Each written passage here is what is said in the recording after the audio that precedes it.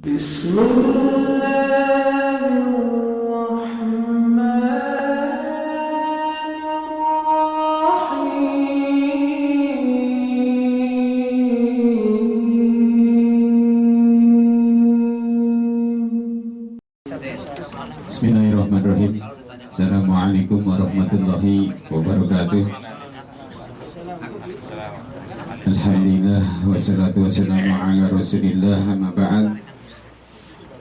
Ikhwan fillah yang dimuliakan Allah Subhanahu wa taala, sebagaimana biasa setiap pekan diadakan kultum. Ya, kultum pada kesempatan kali ini akan kami pasrahkan kepada Ahu Ahmad Badawi. Assalamualaikum warahmatullahi wabarakatuh. Sebenarnya ada 4 orang yang gak wajib jawab salam saya. Siapa itu? Ke-1 orang kafir, kedua orang gila, ketiga orang lagi tidur, yang keempat orang mati. Mudah-mudahan keempat orang itu gak hadir di majelis ini. Saya ulang, Assalamualaikum warahmatullahi wabarakatuh. Waalaikumsalam warahmatullahi wabarakatuh. Takut dibilang orang gila kan? Akhirnya jauh semua. Ya kesinggung lah. Innal hamdalillah nahmaduhu wa nasta'inuhu wa nastaghfiruh wa na'udzu billahi min syururi anfusina wa min sayyiati a'malina. May yahdihillahu fala mudhillalah wa may yudlil fala hadiyalah. Asyhadu an la ilaha illallah wahdahu la syarikalah wa asyhadu anna Muhammadan abduhu wa rasuluh. Ya ayyuhalladzina amanu taqullaha haqqa tuqatih wa la tamutunna illa wa antum muslimun. Ya ayyuhan nasu taqu rabbakumul ladzi khalaqakum min nafsin wahidah wa khalaqa minha zawjaha wa bassa minhuma rijalan katsira wa nisaa wattaqullaha bihi wal arham innallaha kana 'alaikum raqiba. Ya ayyuhalladzina amanu taqullaha wa qulu qawlan sadida yuslih lakum a'malakum wa yaghfir lakum dhunubakum wa may yuti'illah wa rasulahu faqad faza fawzan 'azima. Amma ba'd. Inna asdaqal hadis kitabullah wa khairu hadi Muhammadin sallallahu alaihi wasallam wa syarrul umuri muhdatsatuha wa kullu muhdatsatin bid'ah wa kullu bid'atin dhalalah wa kullu dhalalatin finnar. Ma'asyaral muslimin rahimani wa rahimakumullah. Pada kesempatan di pagi hari ini, tak lupa kita panjatkan segala puja dan syukur kehadirat Allah Subhanahu wa Ta'ala yang memudahkan kita untuk bertemu dan berkumpul di majlis yang mulia ini, yaitu majlis ilmu.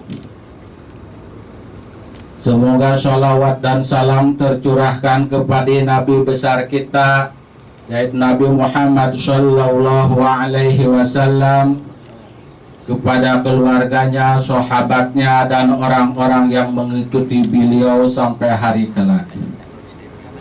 Ma'asyaral muslimin rahimani wa rahimakumullah. Sebenarnya saya bingung. Sebelum saya melanjutkan tema utama, terlebih dahulu saya akan memperkenalkan diri. Mungkin banyak yang belum kenal siapa itu Ahmad Badawi.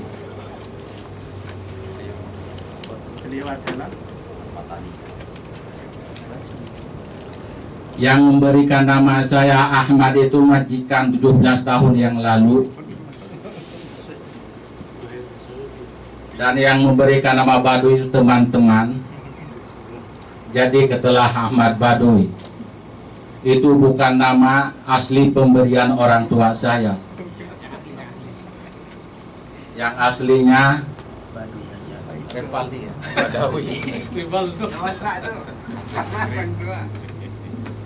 Sebenarnya orang tua saya memberi nama saya Madhafi, bukannya Ahmad Baduy. Madhafi dari Rangkas Bitung. Madhafi.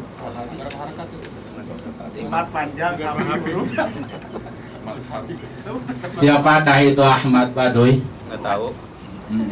Kasih tahu. Dan kenapa sampai masuk salaf sini? Pada tahun 91 atau 92 atau 90 kira-kira, Ahmad Baduy dimasukkan pondok pesantren sama orang tua saya. Kenapa sampai nggak bisa ngaji padahal dia anak pesantren? Jangankan untuk menguraikan hadis, sedangkan membaca ayat suci Al-Quran aja masih butuh bimbingan.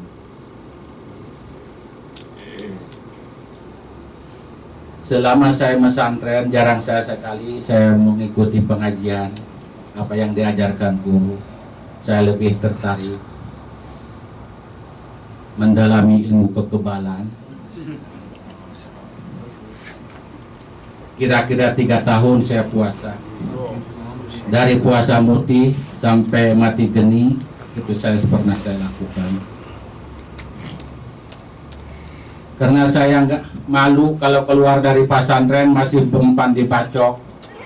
Saya malu keluar dari pesantren masih panas memegang bara api. Dan saya malu keluar dari pesantren masih nggak bisa pegang air keras. Tapi saya nggak malu keluar dari pesantren nggak bisa ngaji. Itu gobloknya saya.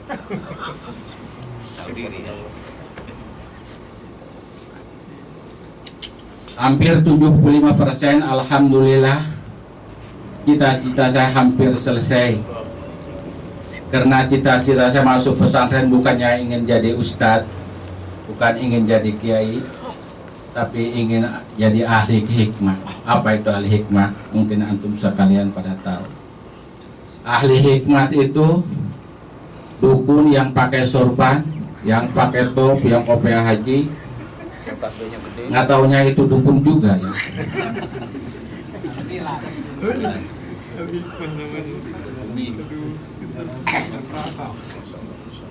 Saya pernah malu di depan teman-teman saya habis puasa 40 hari.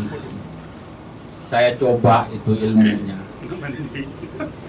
Saya sengaja beli es batu itu, kalau dulu kan 100 satu kepala ini. Ya, 100 rupiah itu. Saya habis puasa, saya pukul pakai tangan, cuman nggak ada orang di kamar sendirian.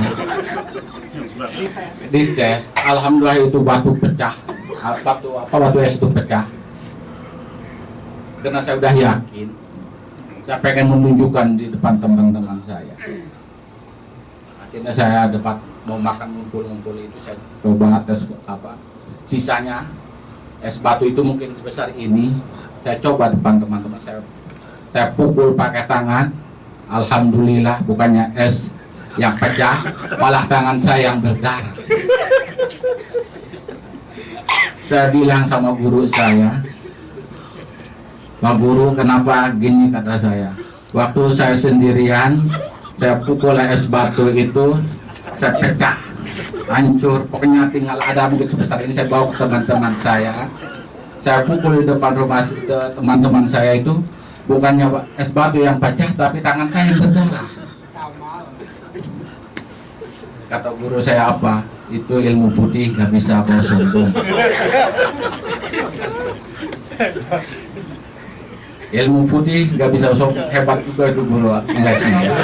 Padahal mungkin setannya belum sempurna.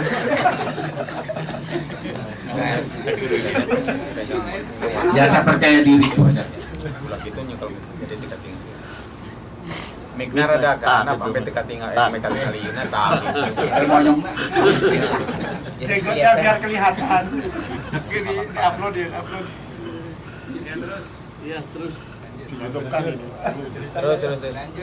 Gurunya gimana? Ya alhamdulillah 75% udah saya rasakan itu. Karena cita-cita saya pengennya itu menjadi ahli hikmat itu. Juga teman-teman saya bilang kalau ada perempuan cakep, kalau benar-benar kamu punya ilmu katanya dapatkan. Alhamdulillah semua laksana. Semua tercita-cita saya hampirlah semua mau menjadi ahli hikmat. Tapi qadarullah, waktu saya enak-enaknya puasa itu, orang tua saya datang ke pesantren. Katanya, nak, saya ini bapak ini punya duit, mau umroh, apa mau bapak atau mau saya? Ya akhirnya karena jiwa saya masih muda. Ya udah pak, saya ajak. Waktu tahun 95. Akhirnya tahun 95 saya umroh sebelah itu kalau dulu kan. Tahu umroh sebelah? Ya cuman di sini aja sih jalan gitu. Di sininya ya ngepeng-ngepeng gitu. Tapi alhamdulillah itu 2 tahun di sini karena di sini banyak saudara. Banyak kejadian-kejadian aneh di muka saya. Dari tangan sampai bengkak panas. Mungkin dari disitulah dosa-dosa saya. Ya saya memikir. Waktu 97 saya pulang. Waktu pemutihan mengingat semua yang tentu beringat pulang 7 pulang. Saya datang ke rumah kiai itu jarak, ya suruh ngaji lagi. Cuman pikiran saya udah dewasa, udah memikirkan mungkin saya nggak mungkin ngaji terus dibiayai orang tua, jadi saya mau berkali. Akhirnya saya memutuskan daftar ke PT. Sebenarnya bukan supir. Saya daftar ke PT itu ke worker di Makam. Saya dites bahasa Arab ya udah bisa. Kalau dites bahasa Inggris juga bisa, yang tesnya orang Indonesia kan, bukannya orang Inggris. Jadi kita dengar ya tahu, ya terima. Terus teman-teman saya di PT itu ngegos, ngapain kamu? Udah tahu Jeddah kan di Riyadh, matamnya ke Riyadh. Udah bikin SIM aja katanya. Ya saya mikir. Udah saya bikin SIM, ganti itu waktu pendaftarannya worker jadi supir. Cuman alhamdulillah bisa nyupirnya cuma maju aja. Parkirnya nggak bisa. Cuman maju. Lampu merah kalau pertama kesini dulu kan belajarnya di kampung nggak kenal lampu merah. Setiap mau merah itu saya genjot aja. Cuman alhamdulillah kepercayaan saya, apa yang saya pernah puasa itu mungkin ini kata saya. Nggak pernah ditangkap. Sampai nabrak mobil disuksurin, orang Saudi aja diem gitu, bingung mungkin. Nggak pernah nuntut, padahal mobilnya bonyok sampai ditabrak. Ya mungkin ilmu hikmah tapi gitu. Wah di situ enak aja. Sampai bikin SIM itu, kalau bikin SIM itu saya akan bawa jimat dari bawa air dari guru juga itu, bawa air. Kalau mau itu saya minum. Alhamdulillah lancar juga bikin SIM. Cuma maju kan udah dipakai 3 bulan. Giliran parkir kan dulu ada tes parkir. Pas adzan zuhur, qadarullah, pikiran saya wah ini jimat manjur juga. Gak dites parkir, cuma tanda tangan udah kenal udah ada zuhur kan. Ya, saya pulang ke rumah, majikan saya bilang, katanya kamu itibar, saya nggak ngerti itibar itu apa. Oh kamu jari pada suceraf di dalam, ayo halas, mia. Padahal nggak bilang saya nggak dites parkir. Karena tadi itu minum air dari itu udah masih yakin itu saya. Masih bawa sabuk, udah mau kalung, udah habis-habisan bawa jimat ya dari sana. Karena di sana kan nggak bisa nyupir. Ini perlu diguruin ini. Alhamdulillah, semua pertama saya masuk ke majikan ini yang 17 tahun yang lalu, kira-kira tahun 98 ya. Pertama saya punya teman yang nyamper saya ke kamarnya itu Pak Aceh. Mana orangnya? Pertama Enggak berguru. Pengen dulu SIM itu saya setiap habis sholat ngaji Yasin aja 7 kali, kadang-kadang 40 kali. Pengen dipakai sama majikan, kan bisa nyupir kan? Ya. Kira-kira 3 tahun ngumpul sama Pak Aceh masih belum kenal salaf. Yang ngumpul-ngumpul masak-masak, pada pada Jumat ngumpul-ngumpul. Akhirnya saya pindah majikan, akhirnya jarang ketemu Pak Aceh. Nggak taunya dia udah masuk salaf kayak. Dia selalu nasihatin saya, ngajak saya ngaji. Cuman saya banyak alasan, itu Wahabi kata saya. Cuman dia gak bosan-bosan, ngajak saya terus. Cuman saya tetap banyak alasan saya. Majikan udah gini-gini, udah nggak bisa ngaji nggak apa. Padahal waktunya tuh banyak. Ya mungkin belum ada hidayah ya. Pada kesempatan mungkin dia udah bosan ngajak saya, nggak mau ngaji terus. Akhirnya saya diajak main sama dia ke rumah Ustadz Jalal. Mungkin pada kenal kan Ustadz Jalal. Jalaluddin itu. Saya bawa ke sana, jadi nasihatin sama dia. Dia nasihatin sama dia, masuk. Akhirnya mungkin saya ikut pengajian waktu di Asopa itu.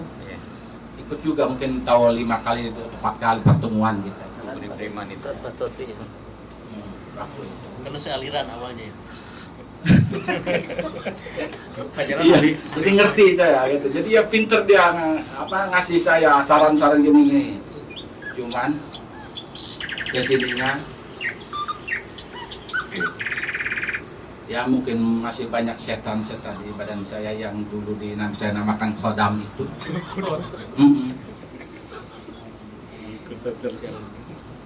Akhirnya gak maji lagi. Padahal sering saya waktu Bang Acep ngaji di sini, kalau ngambil uang saya datang. Cuma ngambil uang aja, gak masuk sini. Kalau urusan duit datang saya. Janjinya di depan itu. Pokoknya kalau dan uang datang cuma nggak pernah masuk, jadi ajak juga nggak pernah masuk. Tapi lama-lama dia itu nggak bosan-bosan ngajak saya ngaji, sampai lihat di YouTube kan dakwah-dakwah gitu. Cuman ya kata saya lihat kalau belum pernah nyetel YouTube saya. Belum pernah nyetel yang dia sarankan.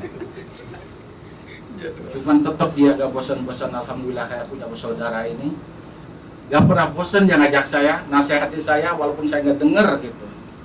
Selalu ngeles saya. Akhirnya pada suatu hari dia itu ngasih ayat-ayat ruqyah. Katanya ruqyah sendiri gini. Akhirnya saya praktekkan.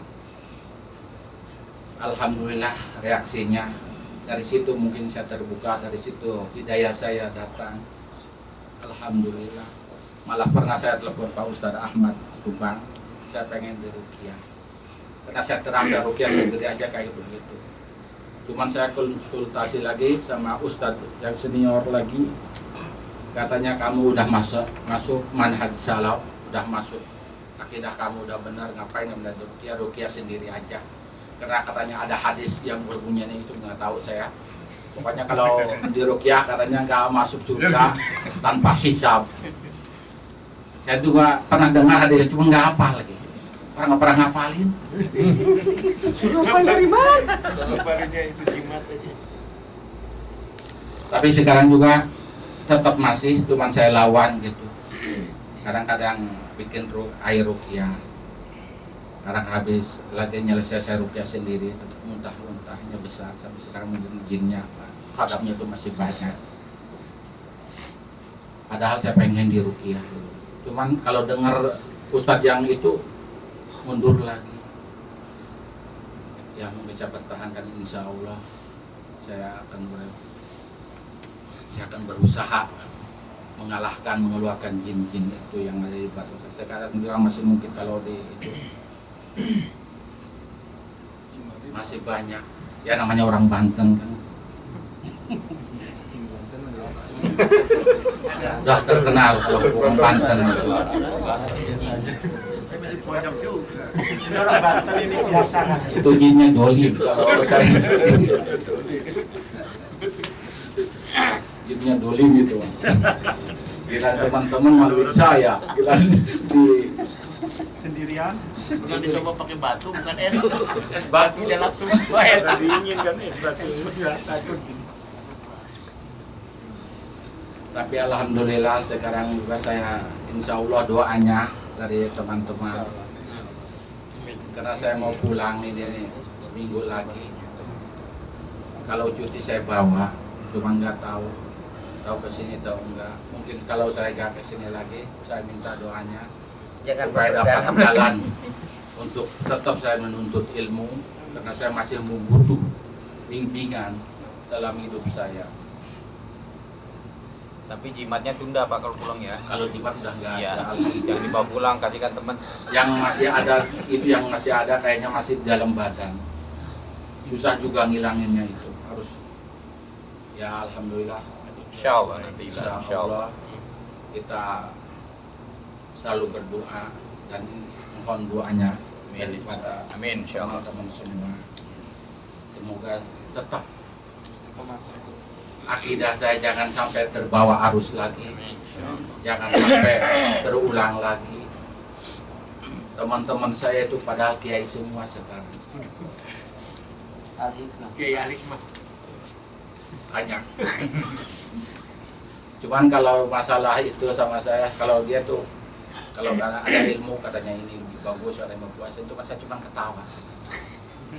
Puasanya kita nggak tahu. Banyak masih nawarin ilmu dulu, kamu senang karena puasa ini ada ilmu ini. Udah ilmu baru. Cuman alhamdulillah saya udah nggak tertarik lagi ke yang gituan. Ya alhamdulillah. Mungkin waktunya sudah habis ya. Iya, ya. Kita tutup aja. Oh, pembicaraan yang tadi masih yang ntar aja minggu depan ya, insya Allah. Besok Boleh, boleh nggak apa-apa, kita tutup aja. Subhanallah rabbil hamdi asyhadu an la ilaha illallah wa astaghfiru wa atubu ilaik wa sallallahu ala nabi Muhammad sallallahu alaihi wasallam. Assalamualaikum warahmatullahi wabarakatuh. Mungkin ada tambahan ya.